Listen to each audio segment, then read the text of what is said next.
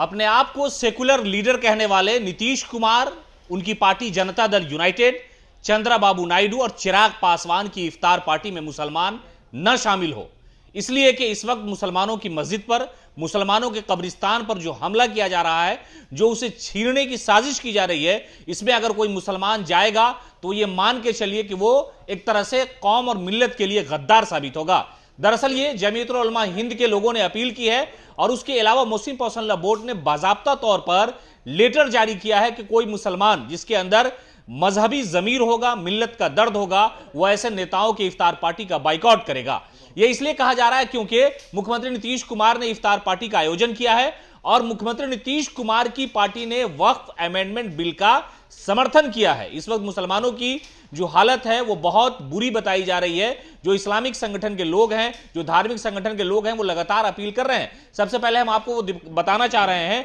कि मौलाना अरशद मदनी है, जमीयतुल उलमा हिंद के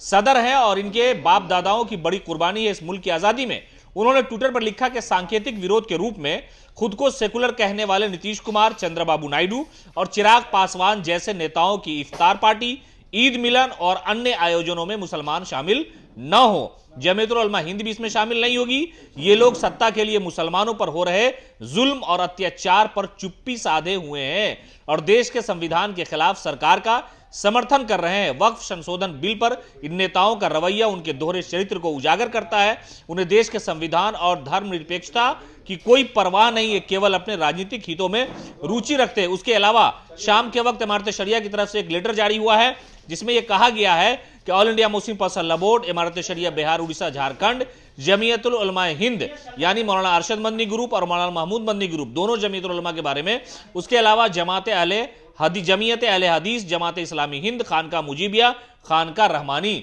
यानी इस तरह के जो मजहबी संगठन है उन सब लोगों ने बाइकआउट किया है। ये कोशिश कर रहे हैं कि मुख्यमंत्री नीतीश कुमार पर, चंद्रबाबू नायडू पर, चिराग पासवान जो अपने आप को सेकुलर लीडर कहते हैं उन पर दबाव बनाया जाए। ये और सोशल मीडिया पे ये बात चले कि कोई मुसलमान ऐसा होगा जो बेगैरत होगा, वो इन सियासी इफ्तार पार्टियों में जाएगा, जिसे मस्जिद की परवाह नहीं होगी,